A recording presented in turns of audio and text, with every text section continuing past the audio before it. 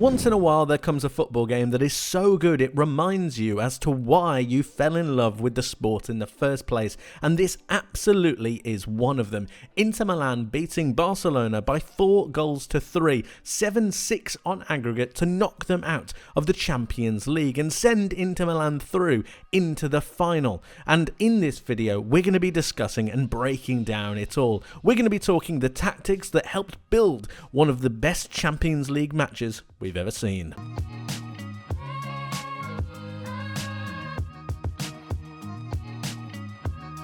Following on from their first leg, Inter Milan will have known that they wouldn't have had a lot of possession. This means that when they did decide to go forwards, their actions meant a little bit more. There was more purpose in their passing, and they needed to make the most of the opportunities they had to try and go forwards. But they had a couple of problems to deal with. Lamine Yamal, it was always going to be a thorn in the side of Inter Milan, and it was the way that they dealt with him that was really going to dictate the way that this game was going to go. At the same time, they needed an outlet. They needed a way to penetrate that Barcelona defensive line and try to stretch the play as much as possible to prevent Barcelona from really penning them in with their extremely dynamic, aggressive play. What they ended up coming up with was pretty good. DiMarco making sure that he was goal side of Yamal with most of the occasions. Mkhitaryan making sure that he comes out across, and so did Bastoni. This prevented Barcelona from really getting the ball to Yamal, and even when they did decide to dictate play on the other side of the pitch to try and give Yamal space, Barella, Bisek and Dumfries did a fantastic job of conditioning Rafinha to not be out on that far side. But you had Inter Milan still needing a way to go forwards, and this is where the resting position of Denzel Dumfries comes in. Because of his natural positioning being a little bit more aggressive, almost in line at times with the two forwards, it meant that Inter Milan had a way of penetrating that defensive line of Barcelona. Again, really aggressive, making sure that they're trying to pen Inter Milan in, but if Inter Milan were able to try and penetrate that, it meant that they were able to then isolate the space that Barcelona left behind, forcing Szczesny to try and come and contest, but if he wasn't able to, Inter Milan found themselves in a very, very favourable situation. And it was this aggressive positioning of Denzel Dumfries that got Inter Milan their first goal. And here we can see it right now. Now the key player in this, before it goes to Dumfries, is DiMarco right here. Remember what I said about him being goal side against Lamine Yamal? He's decided to try and pressurise and go forwards to help his Inter Milan teammates in this particular scenario. But what he doesn't want to do is to have the ball go into Dani Olmo right here. Giving Olmo the chance to spin and then play into Yamal, it leaves DiMarco with one singular option. He must contest this space. He must try to contest this area. At the same time, we also need to be aware of the positioning of Denzel Dumfries right here. Look how high he is, look how aggressive he is. Aside from the two forwards, he's the most forward-thinking player in this system. So as De Jong plays the ball into Dani Olmo, what have you got? You've got DiMarco ready on his bike to go and contest Olmo as quickly as possible, making sure that he's not allowing him to turn, and then trying to win back possession. The moment that he gets the ball, it's then about looking for the pass in beyond those lines to try and expose this very aggressive high Barcelona defence. Look at the positioning of Dumfries. He's going to make a spinning run in towards this channel. And it's allowed because Frankie de Jong has tried to be aggressive onto DiMarco to try and win that ball. The space between the Barcelona centre-backs is quite good, but it can be exploited, as we're going to see in just a second. DiMarco plays the ball through, and then it's about that run from Denzel Dumfries. The run into the space. Lautaro Martinez is there as well to try and help with that progression, and the moment that Dumfries gets the ball, you're not going to catch him. He squares it over to Martinez, who then has essentially a free goal, but it's the exploiting of that space and the through ball from DiMarco that really created that opening for this Inter Milan side. Inter Milan's game plan was clear. Pick your moments, pick your spot, and make sure you play it with clarity, with a real good sense of progression, a sense of purpose. And that is exactly what these Inter Milan players did. With Martinez spinning into this space, in beyond this Barcelona back line, you had players like DiMarco playing the pass to try and break that line. Mkhitaryan doing the same thing. Barella doing the same thing, always looking for that space in beyond through that Barcelona defence. Now, of course, it was cut out more often than not, but on the occasion that it wasn't, it was then giving those Inter Milan players something to really run after, that space, that really highly sought after space that they knew would be able to hurt this Barcelona defensive line. And this is also how that second goal comes about. Again, making sure that you're taking advantage of the space that's been afforded to them. Barcelona's defensive line is very aggressive and has a lot of benefits, but break that defensive line and not be offside, and you're exposing a whole new world towards this Inter Milan attacking force. Take this, for example. I'm aware that it's a penalty, but the build-up play that really created this opportunity is just as important, if not more important, because it showcases the understanding that Inzaghi and his players have of a way to really stop and really push through that Barcelona defensive line. Take this, for example. You've got the Barcelona players trying to pressurise these Inter Milan players. As they progress forwards, the ball comes out towards Mkhitaryan. He's aware of the space that Lautaro Martinez is in, and look at the distancing between Eric Garcia and Kubasi. It's this space and distancing that Lautaro is now looking to exploit, running in beyond. He's not worried about the offensive line or the offside line that he could really be caught out on, because he's miles in front of those two Barcelona defenders. But the distancing between the right back in Eric Garcia and in the centre-back in Kubasi is a little bit too wide, meaning that once Mkhitaryan gets the ball, he's then able to progress it in a really quick manner. A first touch pass is absolutely key here, and that's what Mkhitaryan offers. Taking a touch gives Eric Garcia the chance and the time to be able to recover that moment, but he doesn't. He plays it immediately, and it's that immediate pass that gives Inter Milan a real chance to go forwards. Once you've got Lautaro Martinez, alarm bells will ring, and Kubasi decides that he needs to make a challenge. He slides in onto Lautaro Martinez, and it looks from this angle like an absolutely sensational challenge. It looks like he's won the ball. But upon further inspection, it does appear like the first touch comes from the striker himself. I'll leave you guys to decide whether it is or isn't a penalty. Of course, it gets converted by Çalhanoğlu, and it puts Inter Milan 2-0 up.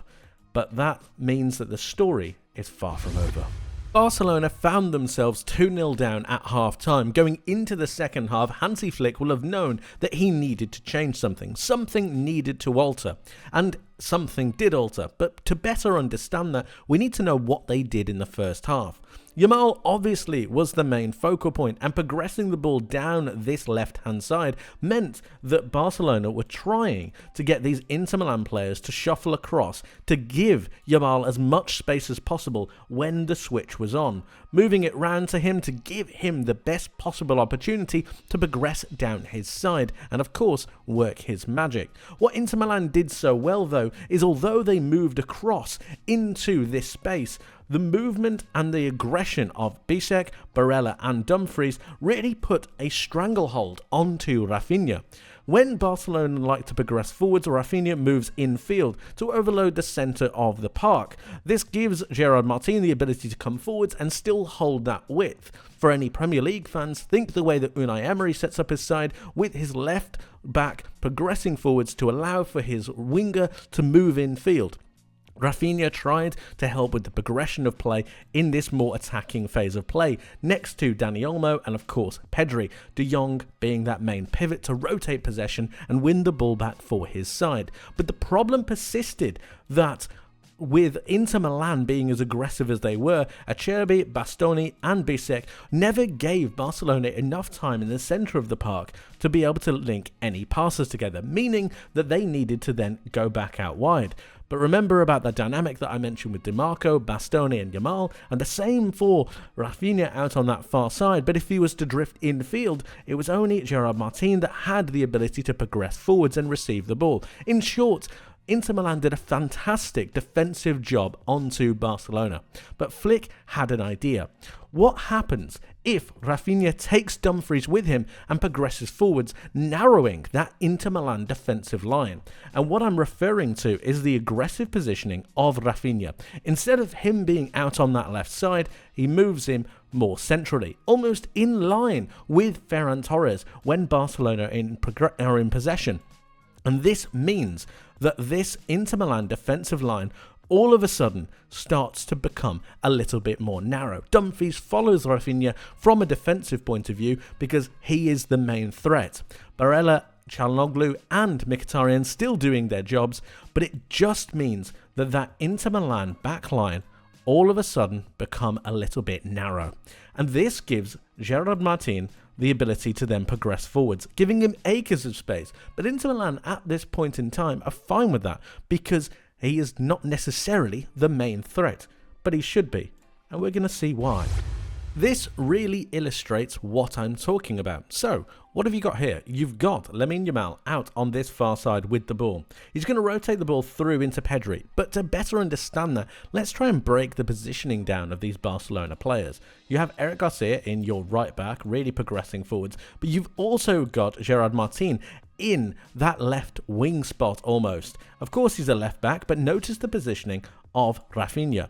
He's made a more central role with himself, almost as a second striker with Ferran Torres, and this had a natural knock-on effect. It brought Denzel Dumfries infield a little bit. He's far more focused with Rafinha than he is for Gerard Martin, and it means that Martin has acres of space to be able to work with, and that really does play into Barcelona's hands a little bit later.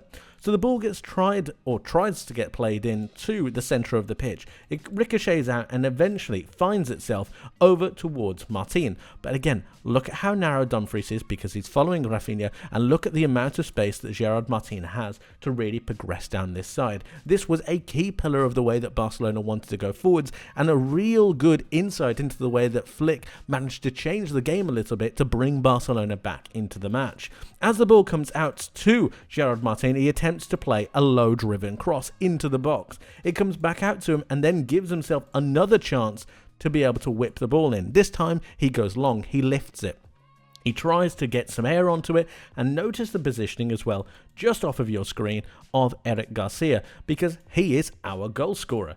As the ball gets whipped over, it gets attempted to be headed here with Bastoni, and it just gets flicked over onto Eric Garcia, who volleys it pretty sensationally. It goes from left back to right back and gets volleyed into the top right hand corner and immediately gets Barcelona back into the game. But again, it's the space that's been afforded to these Barcelona players that haven't necessarily been counted as the major threats, because every single Barcelona player has quality, and that gets shown yet again. This is really showcased again for Barcelona's second. This is off the back of a corner. It's been recycled back towards the centre of the pitch, but notice the positions of these Inter Milan players. They're hesitant to really come out and super contest. They're hesitant to really leave their players and regain their defensive shape once more. They're waiting for a ball to come back into the box. Of course, some players come out to contest, but what else have you got? You've got Gerard Martin in acres of space once more.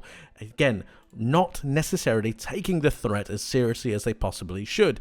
You could have Dumfries come out to contest. You could have another player come out to contest, but they don't.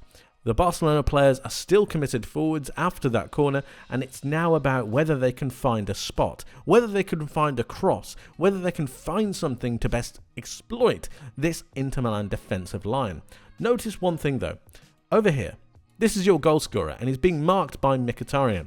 This is where it falls apart for Inter Milan. Not only does Gerard Martin, who recently played a fantastic cross-in for Barcelona's first goal, not only is he not necessarily being pressured as much, you've also got this situation developing right here.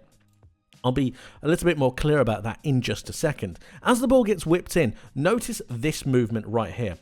Mkhitaryan is pointing towards Barella to follow the run of Dani Olmo. Now, this has a number of different issues. With this, not only are you asking Barella, who is currently behind the play of Olmo, to follow a run that you're not tracking, you're also not looking at the play. You're not instructing him. You're just pointing. And if Barella isn't necessarily paying attention to the instructions of his teammates because he's focused on what's happening in front of him, it's always going to become a little problematic. I'm not aware whether he got a shout. I'm not aware whether there's any dialogue, but it doesn't look like there was. And Barella ends up not marking Dani Olmo, and this is a huge problem. As the ball gets progressed down, that great cross comes down. You've got Dani Olmo completely free. Again, let's just take a look at the distance between Olmo and Barella. Olmo and Mkhitaryan, neither of them follow the run because of that lack of communication, and Dani Olmo profits massively. It's a fantastic cross again from Gerard Martin with his second assist, and Olmo with a brilliant header that fires it into the same corner that was scored by Eric Garcia, and all of a sudden it's 2-2. This is a cracking game. It's late in the game. Inter Milan have given away a number of passes. Momentum has swung firmly into Barcelona's favour. Inter Milan have given up 2 goals in quick succession, and Barcelona are looking to really finish this game off. And here in this moment, we have the culmination of Barcelona's attacking threat. A combination of 2 things that we've spoken about already in this video. The first one being the infield positioning of Rafinha, closer to his striking partner. Yamal holding out the width more or less out on that right hand side, but the second thing is also the aggressive positioning of Denzel Dumfries. The ball has just been lost by Inter Milan, and that's why Dumfries has made his aggressive move forwards. Remember, it's 2-2. Both sides want to win the game, but in that moment that the ball was then turned over, Pedri decides to try to drive into a number of different loads of spaces, I should say. With this, you've also got the Inter Milan team. Look at this. You've got the 3 centre-backs, you've got the 3 midfielders, and you've got both wing-backs. All you're missing is the 2 strikers that are further away from the play. But Denzel Dumfries' aggressive positioning and wanting to go forwards is going to be the thing that really threatens this Inter Milan defensive line. And again, notice the positioning of Rafinha right here, just on the edge of that Inter Milan defence, in acres of space because of the aggressive positioning of Dumfries. As the ball gets played through into Rafinha, he tries to take a shot. It gets saved very well by Sommer. It's a brilliant save, but it comes back out to Rafinha, who with his right foot manages just to guide the ball back into that bottom right-hand corner. It's a sensational hit under pressure from Dumfries, and it ends up going into the bottom right-hand corner. And surely you're thinking, it's got to be it. It's got to be over. It's got to be finished. Oh, you'd be wrong. There are points in a game where tactics start to somewhat go out of the window and become less apparent. It becomes more about emotion, drive, determination, the ability to really take yourself and your side to that next level to get over the line. And when you see 37-year-old Acerbi starting to progress forwards as a centre forward to get your side a goal, you've probably reached that point. But nevertheless, we're going to try and explain it as best we can. The ball gets pushed forwards by Sommer, and it gets taken down after a header by Thuram. It gets progressed down the wing towards Dumfries. And as we move this on, as it goes forwards, you can see that Gerard Martin gets a touch onto the ball. Now, again, I'll leave it for you guys to decide whether this is or is not a foul. I know Barcelona fans are very much adamant that it is a foul, but let me know your thoughts in the comments below on whether it's a foul or not. Dumfries ends up getting the better of Martin in this particular scenario and drives down the wing. The impact that Denzel Dumfries has had on this game, nay, on this tie for Inter Milan, has been nothing short of sensational. He has been by far and away their most impactful player, not only defensively, but especially going forwards. It drives ahead, it drives forwards, and the play ends up finalising with this cross from Dumfries. It's a great low-driven cross, but notice the duel that's going on in the centre of the box. That is Acerbi, and he's duelling with Araujo.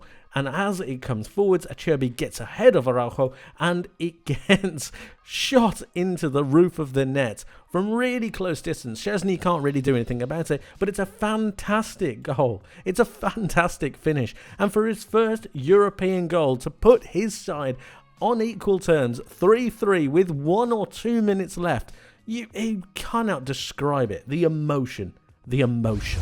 We're into extra time now. It is 3-3 overall and 6-6 on aggregate. Something needs to change, and that's where Simone Inzaghi makes his change. It's a subtle change, but it's something that really had an impact later down the line for Inter Milan, and it comes from their goal kicks. When taking a goal kick, you're looking for your team to be really aggressive, and normally Inter Milan would opt for a little bit more of a pragmatic approach. But in the extra time, Inzaghi made a change. What you had was the positioning of the two wing-backs being really aggressive, especially from those goal kicks. This did a number of different things.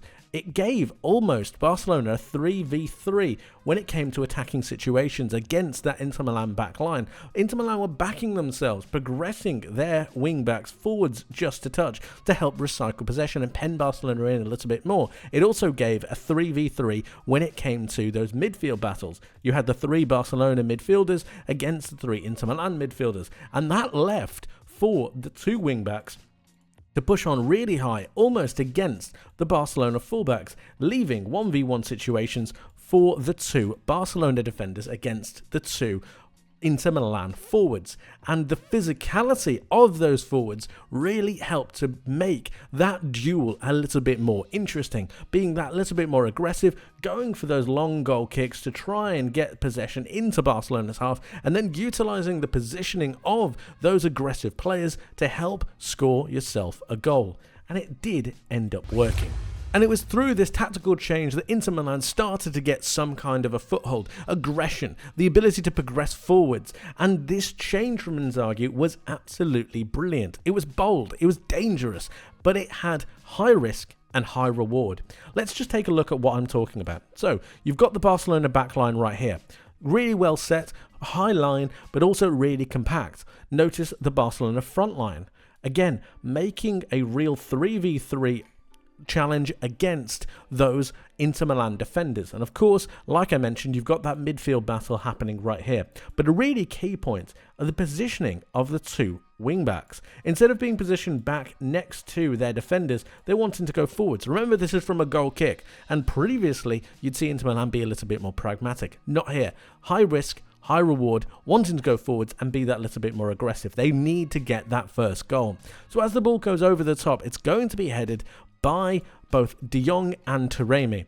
Taremi drops back, but also look at the positioning of Kubasi, wanting to go and challenge that ball. The problem with this is the space that it then leaves between the Barcelona centre-back and the Barcelona left-back. This is space that Thuram is then going to be able to exploit and run and beyond, isolating and taking that high line. But we can see as the ball gets challenged, you've got Thuram here, you've got Kubasi wanting to go forwards, only eyes for the ball, but it gives Thuram an ability to spin.